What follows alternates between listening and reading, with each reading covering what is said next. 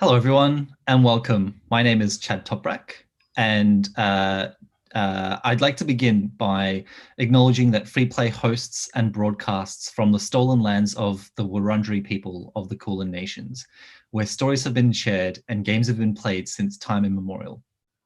We pay our respects to elders past, present, and emerging, and to anyone watching who has a connection to the world's oldest continuing culture. Sovereignty was never ceded, and the violence of the colonial project is ongoing. Freeplay also stands in solidarity with Black communities, both here and around the world, against prejudice, injustice, and violence. Black Lives Matter is not a new or revolutionary statement, but it is one that needs to be said and said again and said louder. So welcome to this session called Making Games Inclusive for a Disabled Audience. Joining us from New Zealand is Cameron Hopkinson. Cameron is a programmer and composer from New Zealand. They are a co-founder of Accessibility Unlocked, a group that advocates for and supports disabled and neurodiverse game developers in Australia and New Zealand.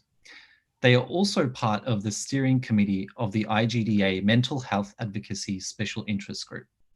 In their spare time, Cameron is working on a diverse range of small experimental games. Please make Cameron welcome, and over to you. Cool. So disability and video games have a complicated relationship. Games are a very common means for disabled people to socialize and make friends. They also allow disabled people to have experiences that would otherwise be near impossible for them. Despite this, games and the culture surrounding them are often not as inclusive of disabled people as they could be.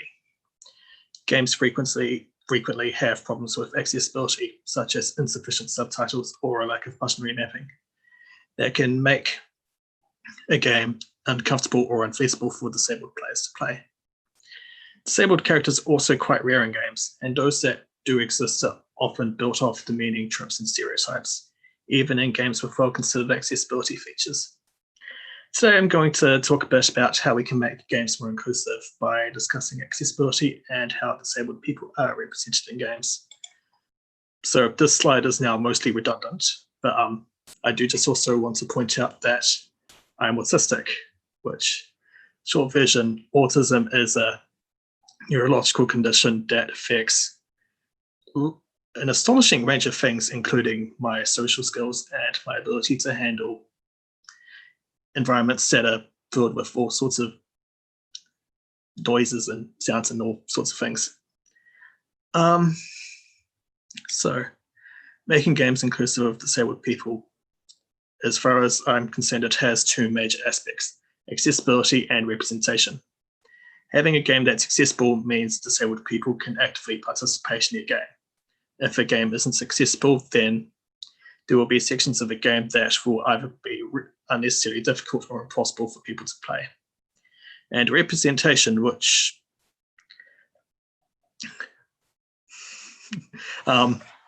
make people feel like they belong, both in the game world and in the real world. Both are important if we want to make our games more inclusive for disabled people. So now I'm going to talk a bit about game accessibility, including what game accessibility is, four most common accessibility complaints according to social media, and all that other fun stuff, including text size, subtitles, button remapping, and color blindness. I will also give you some accessibility resources and advice for implementing accessibility features if you want to make your games more accessible. So game accessibility is the practice of designing games so that disabled people can easily interact with them. And if a game has aspects that are not accessible, they will act as an unnecessary barrier for any disabled players that are playing the game. Now, this making a game accessible doesn't mean watering the game down. There is a misconception that accessibility means implementing an easy mode in a game. But this isn't necessarily true. A disabled player should ideally have a similar experience to a non-disabled player, even if they may need some additional tools to help them out.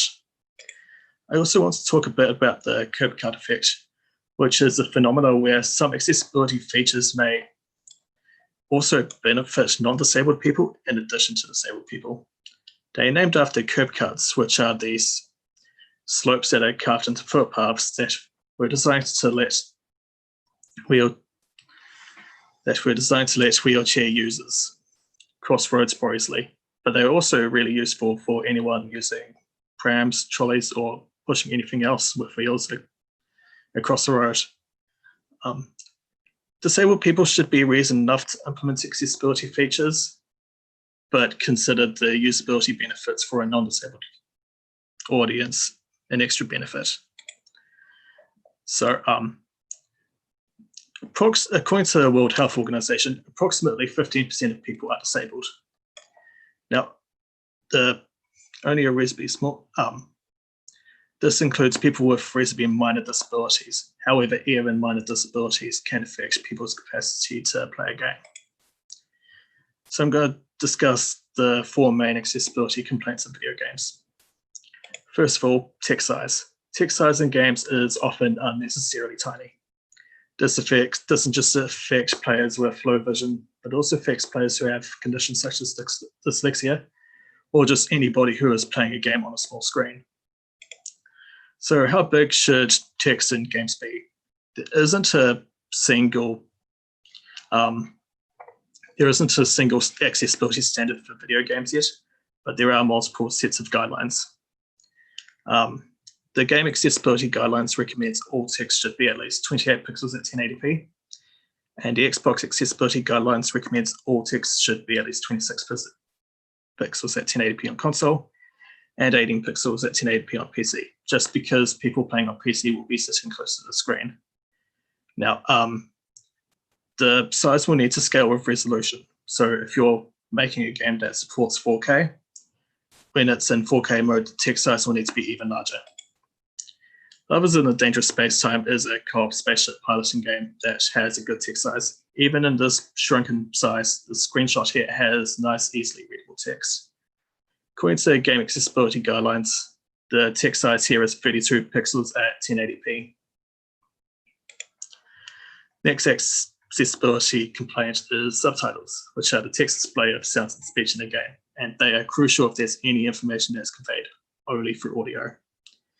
And this is because if there's any player who is reliant on subtitles, such as any player that's hard of hearing, has certain cognitive disorders such as autism and sensory processing disorder, or is just playing the game on mute because it's late at night, they will not know what is happening in the game.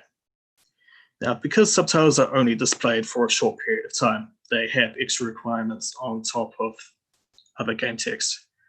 Subtitle for a line of dialogue is only going to be displayed for as long as the person saying that line is speaking.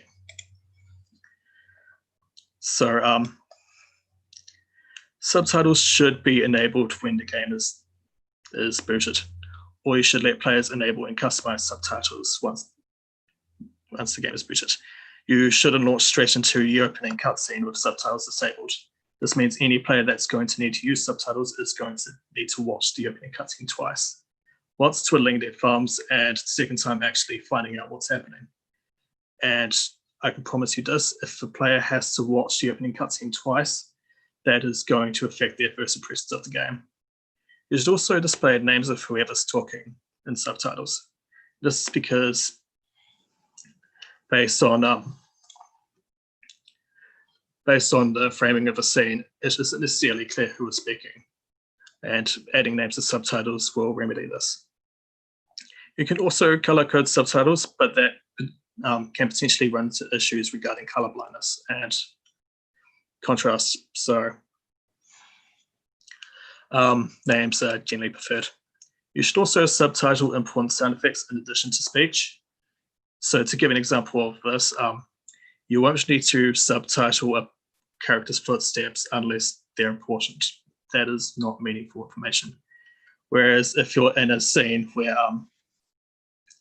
you need to answer a phone and the only cue that phone is ringing is the audio cue of the phone, then that needs to be subtitled. Otherwise, any player that's reliant on subtitles will get stuck at that point. You should also limit codes and subtitles to 40 characters.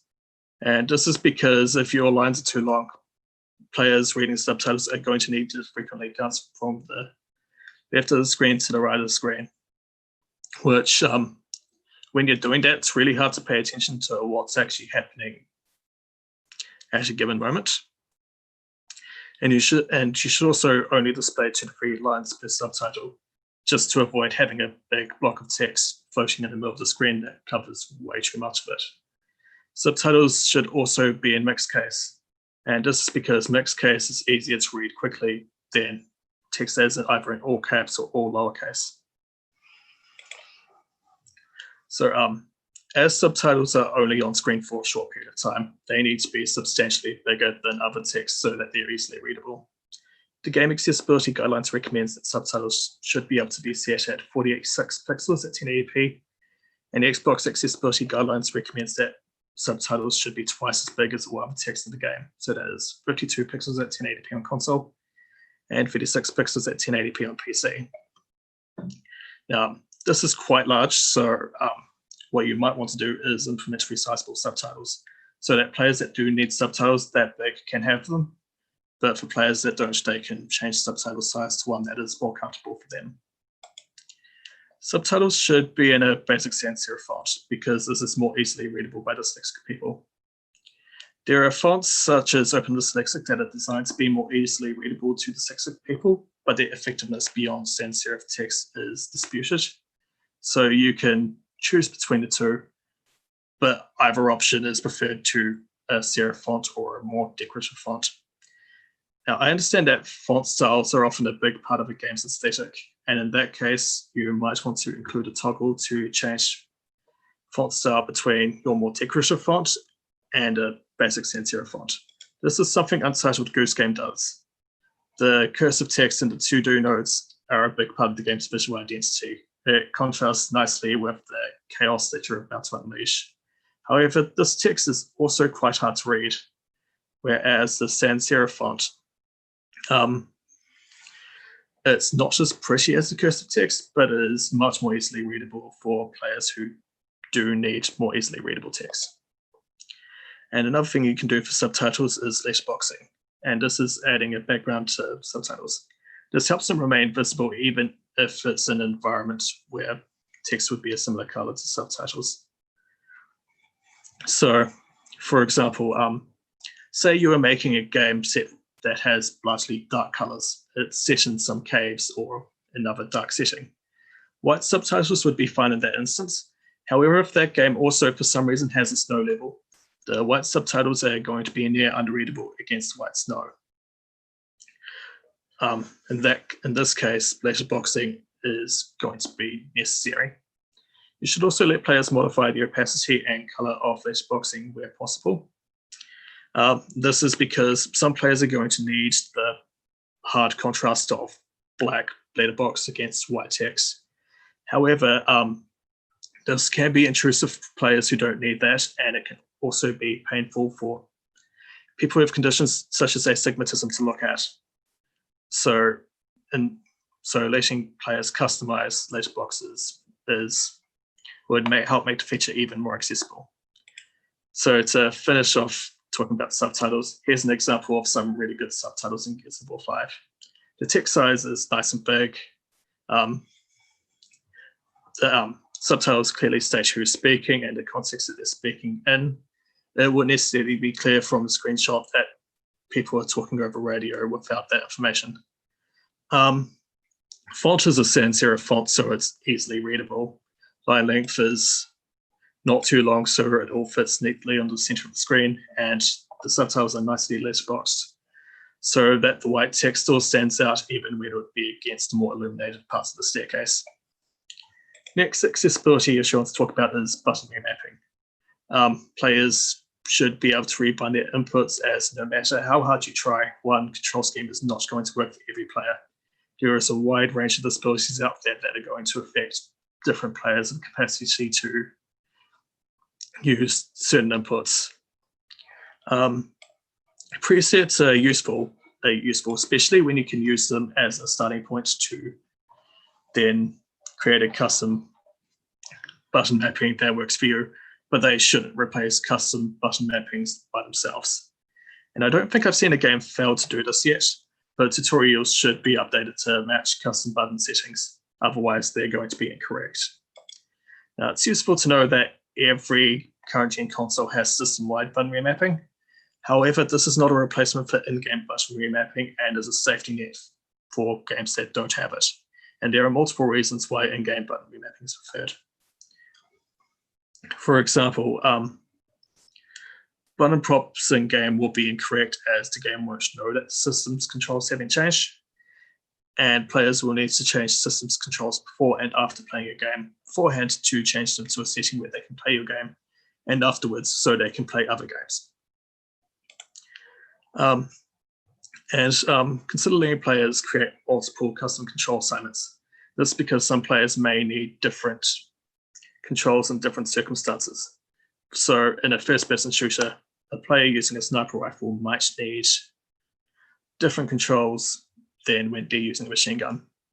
This is especially useful for games with multiple characters, each with their own control set. So to give an example, Overwatch. This game has about 30-ish characters. I've lost track. And you will be swapping between all of them while you play. This game lets you set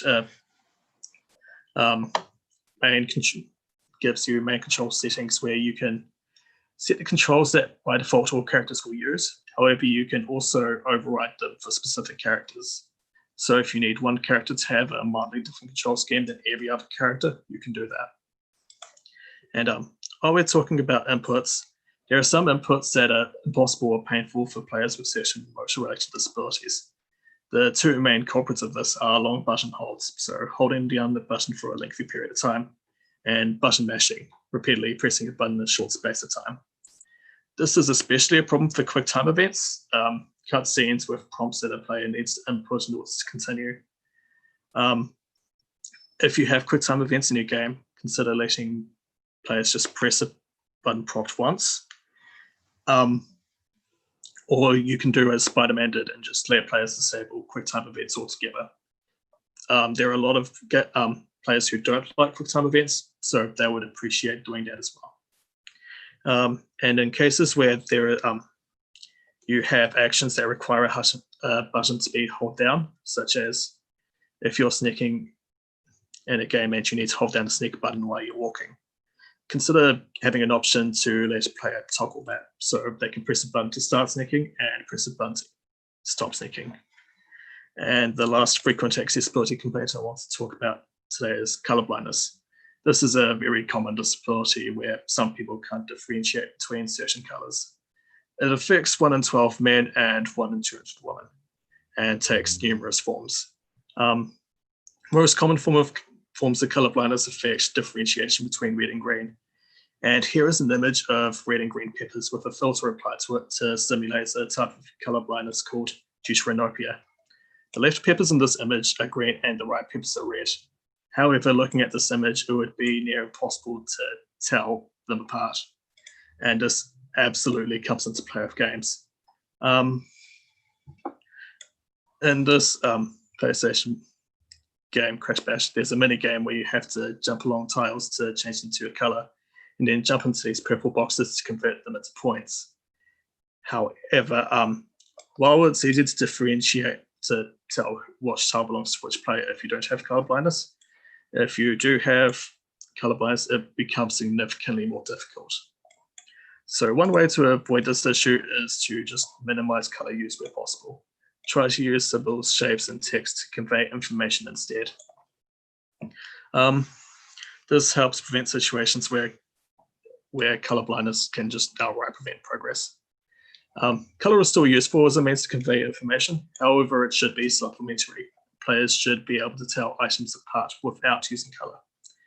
So take these tiles in Legend of Zelda Link's Awakening. These tiles are colored. However, you can also tell them apart by the way that each tile is cracked. And in cases where you can't replace using colors with symbols, such as in an online shooter where you need to know immediately if you're looking at a friend or an enemy, consider letting players change color palette. Ideally, you should offer color palettes for these particular forms of color blindness: deuteranopia, protanopia, and tritanopia. And the short reductionist version of why is because the other common forms of color blindness are essentially less severe versions of these. You should also let players customize create their own color palettes if possible. And this is just because even creating schemes for these three forms of color blindness won't necessarily work for every player. If you only need two colors, another thing you could try is using orange and blue, dark blue specifically. This is because these two colors are easily differentiable to all common forms of color blindness, as you can see on these squares on the right. This is used in Splatoon's color blindness mode, and it is the default color scheme in For Honor. So one tool that can be useful when checking for color blindness is simulators, which I've touched on. You can use these to see how different people will perceive different color schemes in a game. If you're developing a game in Unreal Engine, it has an inbuilt color blindness simulator, so it is really easy to do in that engine. However, if you're not using Unreal, there are other options. An open source option is Color Oracle, but there are many different tools for many different platforms that you can use. You should also playtest with colorblind games if possible, because these are simulations. They're not necessarily 100% accurate. Anyway, addressing these accessibility concerns will make your game more accessible and make them more playable for many more people. However, this is just a starting point. There is a lot more you can do to make games more accessible. And if you're working in fields such as with touchscreens or VR, or you have text chat, there will be a lot more accessibility concerns you need to pay attention to. And if you want to make your game more accessible and you need extra information, here are some resources and advice for how to go about that. Here are the three main game accessibility resources out there. Now, I know a lot of people see the word guidelines and shudder slightly, but all of these are quite approachable. Like, the idea behind them is that people do use these to make their games more accessible. Game accessibility guidelines is my preferred option just because it categorizes features by what kinds of disabilities they benefit, as well as which features you should prioritize based on how easy they are to implement and how much of a benefit they will have. Able gamers have an accessible games program with design patterns. These aren't quite as comprehensive as the other two guidelines. However, they are still useful tool if you're looking for features you can implement to make your game more accessible. Xbox's accessibility guidelines are a bit more dry than the others. However, they are still a very comprehensive tool, and if you are looking to make your game more accessible, you should absolutely read them. And there's also us at Accessibility Unlocked. We have a resource list on our website that people can use, and we can absolutely give advice if you have any questions. Here's our website and Twitter handle. Yeah, and we also have a cute dog logo. So, yeah. And there are also websites out there that for game accessibility news and also reviews of games from an accessibility perspective. So how accessible a game is to a deaf or hard of hearing player. All of these sites are well worth looking at. Can I Play That in particular is great. It has, in addition to this, like introductions to accessibility for various different needs. So there's a guide to implementing cognitive accessibility, for example. And for some accessibility advice, first of all, start early. Game accessibility guidelines recommends considering accessibility as early as the game design document phase. Some accessibility features are and there are two reasons for this. First of all, some accessibility features are very easy to implement if the right design decisions are made at the start. And it's also much harder to implement, to modify a complete version of a feature to make it more accessible than it is to develop it to make it accessible in the first place. So start early. Also, playtests with disabled gamers. Do it early, do it often. This can help raise any accessibility problems that are in your game that you hadn't considered yet. Include if you have disabled employees, consider asking them if they want to playtest your game as well. And Able Gamers has a program called Player Panels, where they can help link you up to disabled gamers in your region for playtesting. They're currently only accepting remote work at the moment because of coronavirus. But it's absolutely a program to pay attention to if you want to playtest. There's also accessibility consultants who can help examine your game and designs and give you advice on any potential issues and how you can approach them. The main issue with hiring a consultant is it is quite pricey and not every developer will be able to do that. However, if you're in a AAA studio or a large indie, then it's absolutely an option. So as I mentioned earlier, accessibility is just one part of making a game more inclusive for a disabled audience. And I'm now going to talk a bit about another key component, how disabled characters are represented, including whether they're represented at all and just how good that representation is. This will include discussion of some of the common tropes of disabled characters in games, discussion on how disability is gamified, some advice on how to create disabled characters, and talk about why disability representation matters. Sorry if I'm tripping over my words a bit. So I'm now going to talk about tropes of disabled characters in games. Some of the stuff does get kind of bad. So if you are really not up to that right now, I understand if you do need to step away. I'll give people a few seconds to do that. Cool. And so here we go. Games frequently use common disabilities as a signifier that a character is inhuman or kind of monstrous. These characters are often mistreated in their game worlds, sometimes for comedic purposes. To give an example, here's a screenshot of Rage 2 of a man riding a mutant who has an exaggerated cleft lip and other sorts of deformities. But underneath all of that, that's a person. That dude's riding another person as a steed. This plays into perceptions that disabled people are subhuman and are therefore less deserving of humane treatment. Another franchise that really plays into this is Borderlands, who has two enemy types whose defining traits are their disabilities. These are enemies that have dwarfism and enemies that have a very stereotypical stabby, maniacal laughing form of insanity. I haven't named these enemies because both of them actually have names that are slurs. This is an issue that has been raised to Gearbox repeatedly, to the point where they actually changed the name of one of them in Borderlands 3 to a new name that is actually much better. So I'm still not going to say it. Both of these enemy types are very dehumanized.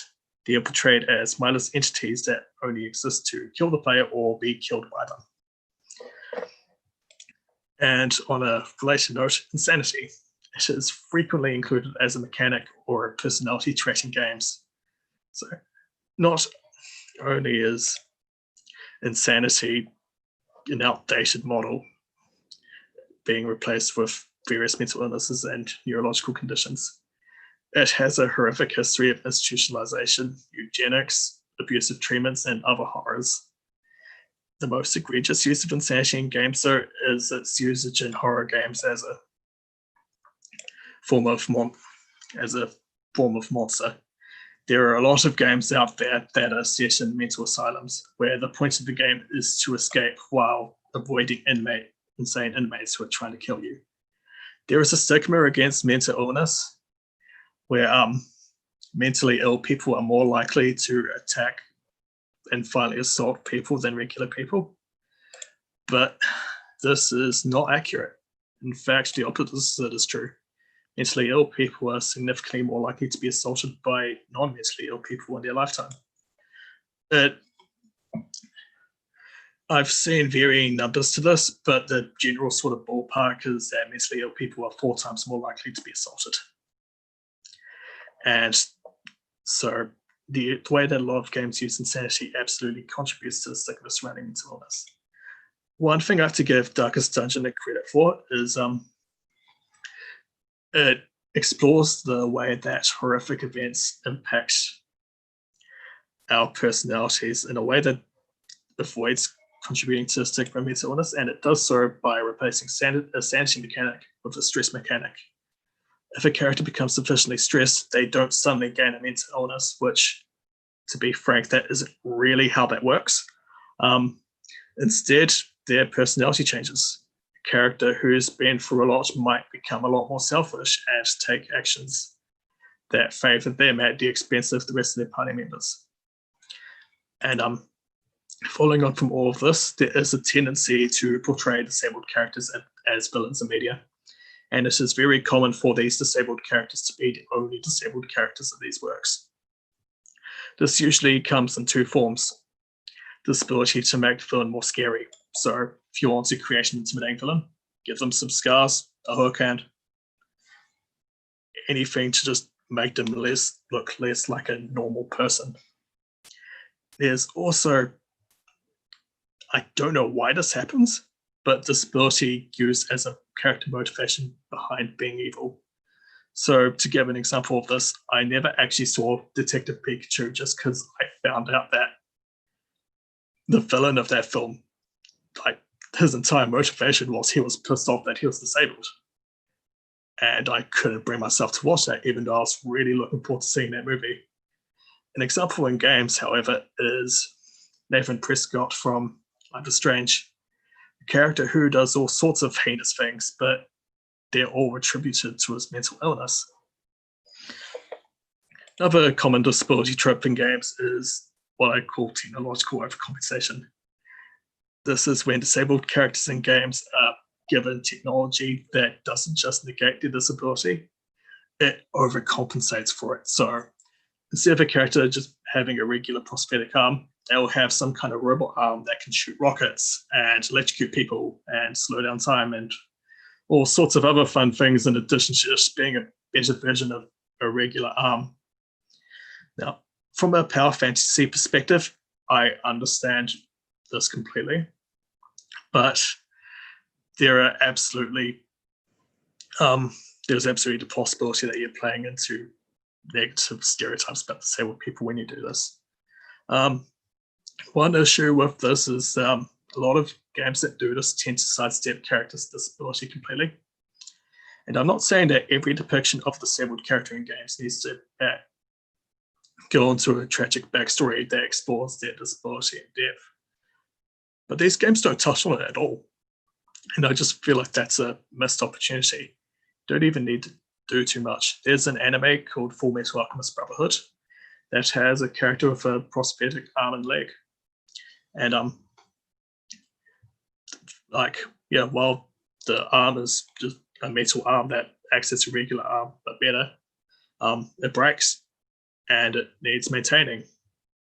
There are entire episodes of that show dedicated to the process of maintaining the arm, including detaching and reattaching it. And I just think it's really cool that it goes there, and it's a pity that a lot of games don't.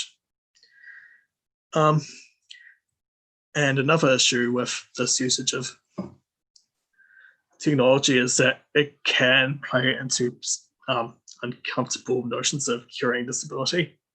So, give an example, moving chat windows. Caroline Becker, who's a paraplegic character in Wolfenstein: A New Order, who partway through that game gains a power suit that gives her the ability to walk again, in addition to super strength, shields, and other such things. But before she gets a suit, like, she is a prominent figure in like the planning and stuff for this, for the resistance against the Nazis. But she is largely portrayed as a character who can't really do much and a other pitiable character, whereas once she gains a suit of armor, she's a Nazi destroying machine. And the message here is that, like, if you want to have value as a disabled person, you need to be cured. Which, let's talk a bit about why that's an issue. Curing disability is, at the best of times, a very complex and deeply personal issue. And there are many reasons for this. For one thing, disabilities are often a major part of our identities. Anybody who uses a prosthetic will treat it as if it's an extension of themselves. And if you have a neurological disability like I do, pretty much everything you live is going to be filtered through that lens of that disability. Speaking for myself, I can link my love of music, my relationship with food, my love of long walks in quiet spaces, my dislike of clubs and other noisy places. I can link a lot of aspects of my personality to my autism. And if it were to be magically cured, on some level, I am worried that would I still be me afterwards? Or would I just be someone else in my own body? There is also issues regarding who's benefiting from the curing. There is a concept called the social model of disability that posits that provided that society all our buildings were fully accessible and society treated disabled people in an equitable manner, that disabled people will be able to live lives that are fairly indistinguishable from non-disabled people. Even people with more severe disabilities,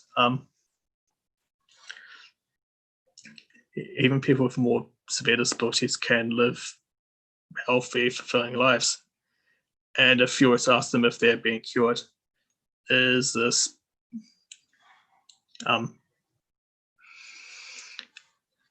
it for their benefit or is it for the comfort of non-disabled people?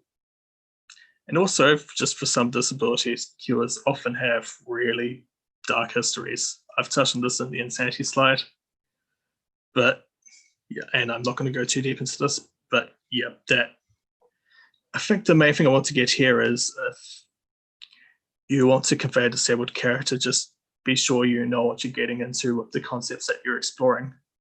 And the last major trope I want to talk about is games' tendency to kill disabled characters. This can come in many different forms. So, for example, games have a tendency to kill disabled characters in really violent ways for shock value. Borderlands does this with a character named TK Baha, who is murdered by bandits and strung up from a light fan, basically. And I shouldn't really need to talk about why portraying disabled people undergoing extreme acts of violence is a bad thing. But disabled people are 1.5 times more likely to be assaulted than other people. And there is an irony in that the way that we depict that a world is shocking and violent and crass is a thing that actually happens, but that's besides the point.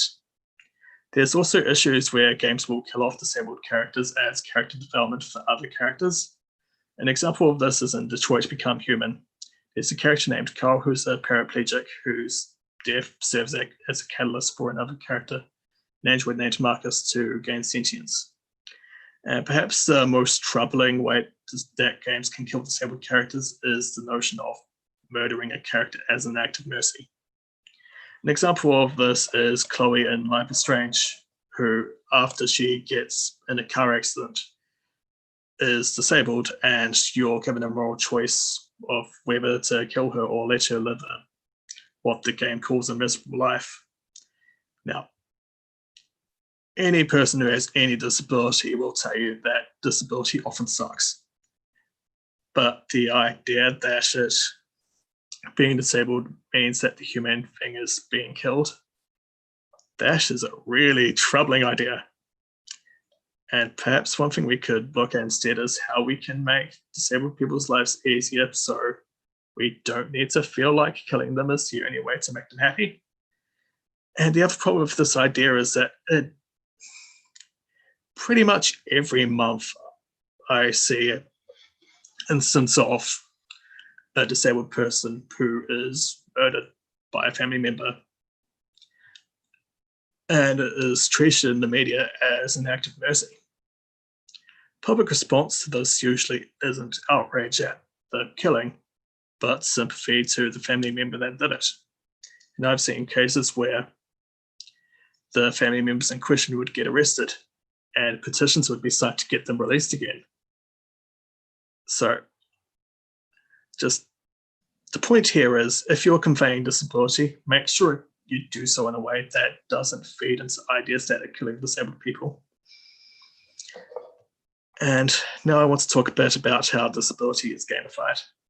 Gamification of disability refers to usage of gameplay mechanics to simulate disability symptoms. It is using games such as empathy games to help teach people what it's like to be disabled. Most notable example of this is Hellblade: Senua's Sacrifice, which is an action game that stars a character with psychosis, and it contains gamified depictions of psychosis, including using whispers in a binaural microphone to simulate auditory hallucinations, and these rune puzzles where you need to see runes in arbitrary bundles of objects as a depiction of delusions. Gamifying disability can have its benefits. For example, it is a very effective means of educating a non-disabled audience what it's like to be disabled. Ninja Theory released an accolades trailer for Hellblade, but it didn't actually contain any quotes from critics. It was instead filled with messages from fans who have psychosis and their loved ones. And a lot of them are detail about how relationships between players who had psychosis and their non-disabled loved ones improved as a result of them playing this game, as well as messages about how seeing symptoms depicted in a game made people who have psychosis feel seen. Gamifying disability is not without controversy, though. There are sometimes issues where gamified depictions of a disability are inaccessible to people who have the disability themselves.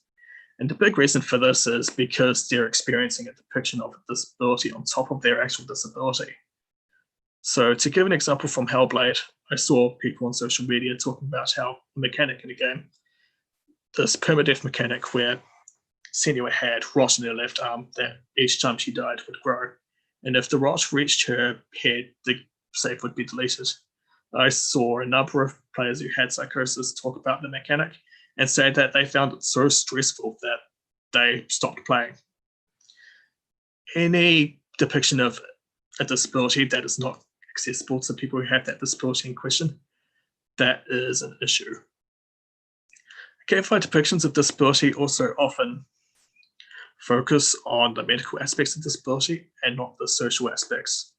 So to elaborate on that a bit, a game that simulates what it's like to have a panic attack will show what it's like to have all of the symptoms of a panic attack, but what it won't do is it won't show you what it's like to have a panic attack at a friend's house and then be worried that your friend hates you for it. The issue is just without the social aspects of disability, it's not a complete picture. And sometimes, because these games are fundamentally tailored to a non-disabled audience to educate them, it can feel like disabled people are not really considered in that depiction, which is kind of unfortunate. So to summarize, gamification of disability is an effective means of educating people about disability. However, these depictions can be inaccessible to disabled people and sometimes not really show the full picture. We still need depictions of disability that are not gamified and are just present in other stories. So if you're looking to create disabled characters, here are a few pieces of advice. Main one is to just consult. Consult with people who have the disability that you're depicting. They can give you feedback on that depiction, and because there are plenty of disabilities where the pop culture stereotype of it is not accurate to the lived reality of it, consulting can mean avoiding some of the stereotypes and assumptions you have about a particular disability. This is something Hellblade interviewee did extensively with Hellblade.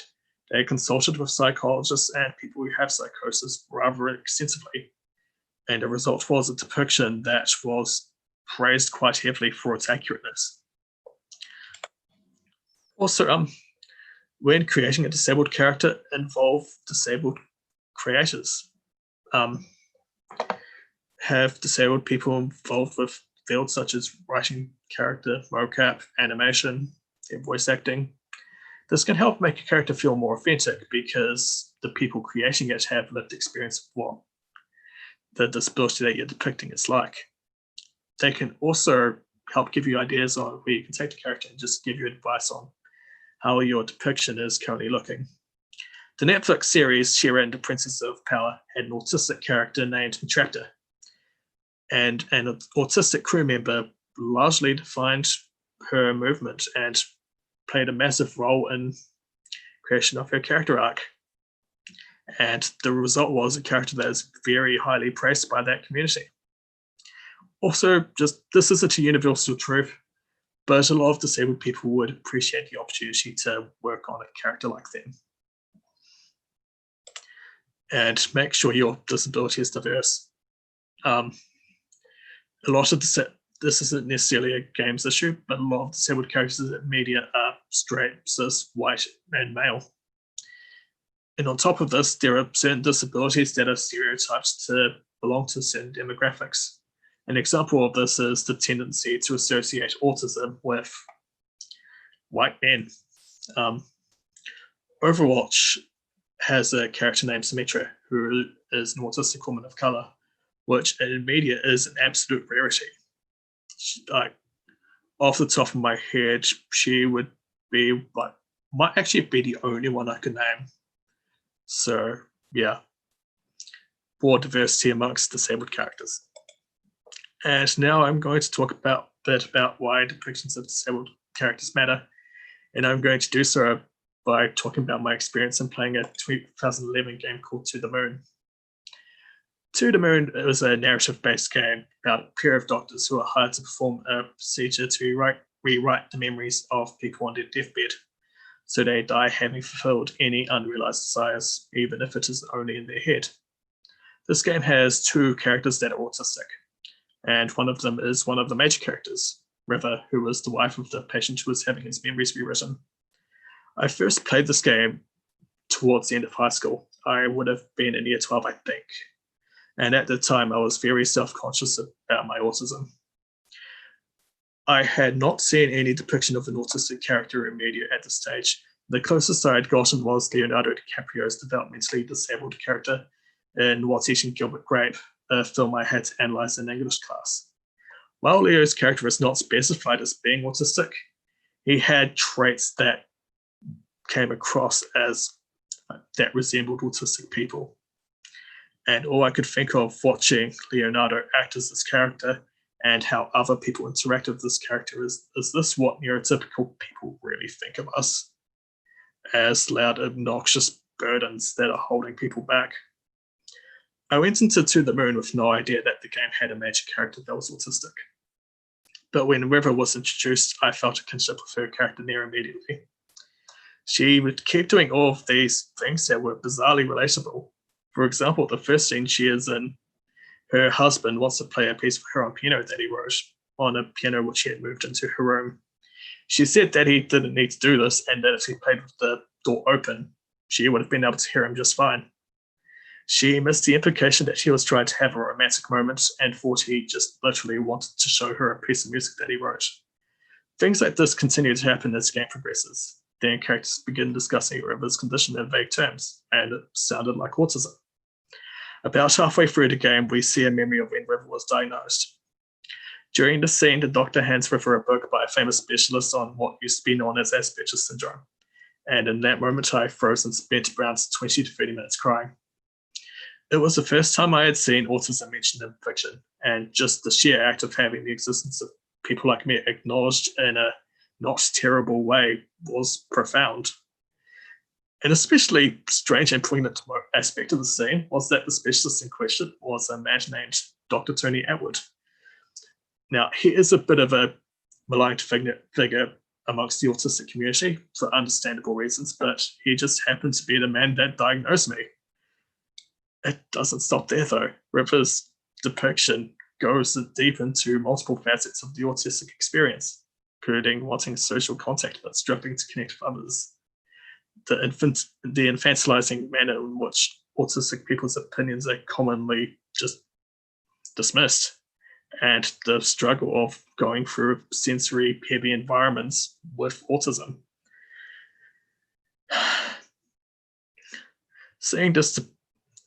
Being able to see these aspects of autism depicted in a fictional context helped me feel a bit better about my own symptoms. It helped me feel like my struggles with this condition were not personal failures, but just aspects of living in a society that doesn't really consider that these conditions are a thing and people who have them need to be taken care of. Lots of disabled people are used to feeling like outsiders, pretty much never seeing ourselves depicted in a positive light. But showing positive depictions of disabled characters can make a lot of difference to disabled people's self-image and mental well-being. It can help make us feel included in a society that feels like it's aiming to exclude us at all times. So to summarize, if we want to make games more inclusive for disabled people, accessibility means disabled people will be able to play the game easily, while having good representation means disabled people will feel like they're welcome in the game world, and hopefully, by extension, a bit more welcome in the real world. Both are important. And yeah, that's me finished. Here's my Twitter, Accessibility Unlocks website, stuff like that, and yeah, done.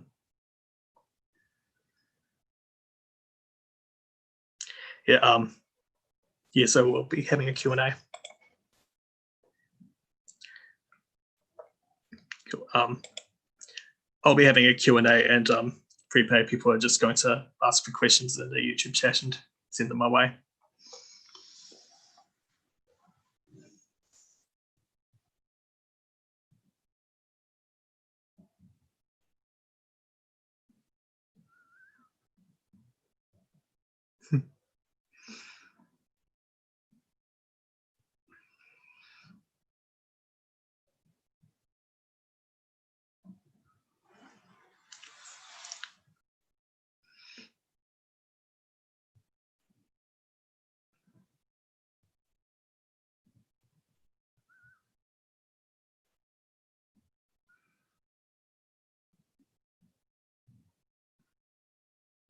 And also, just if you have any questions, you can also just message me on Twitter.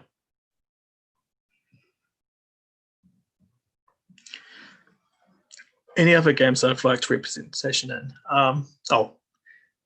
What do I hope for as future representation in games? Oh, that's a. I mean, I think the end goal of depiction of disabled characters in games is the same as the end goal of depictions of queer people in games, just being a normal part of things. Like,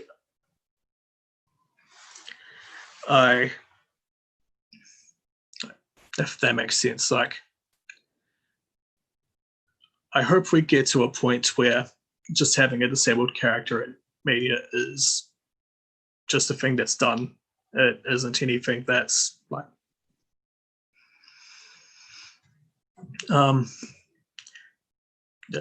normal enough where it's just uncontroversial, if that makes sense. Cool. All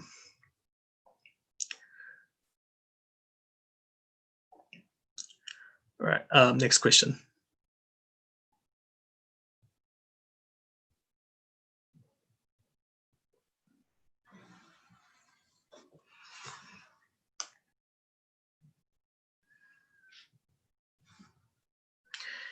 Any other games of liked representation in? I really liked Watch Dogs 2's depiction of autism. There's a character in that game, Josh, who, and like for the most part, he's just a regular member of that group. Like his autism absolutely comes up in the story, but like just seeing an autistic person just there and included it's not something we see often. It's just nice to see when it happens.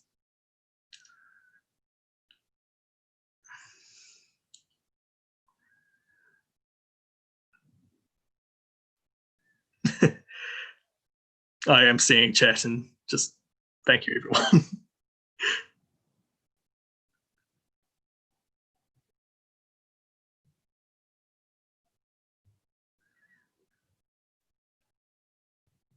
Okay, yeah, well,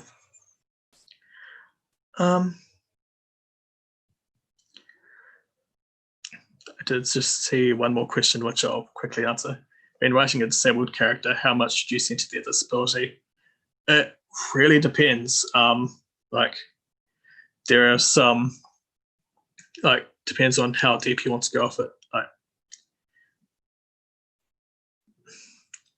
But like just how do I say this? Like, not every depiction of autism, well, not every depiction of disability, needs to be a in-depth full exploration of their life. Like there can be depictions of disability that just it's a thing in their life that comes up every now and then. However, the more you focus on it, the more you will want to get a sensitivity reader to say. And any other questions, or is that it?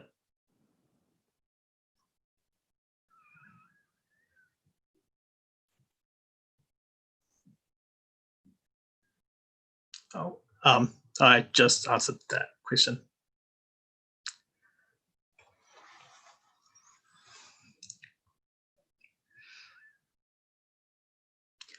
Cool. I'm going to guess that means we're finished.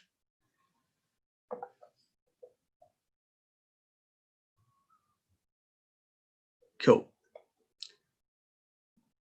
All right. Yeah.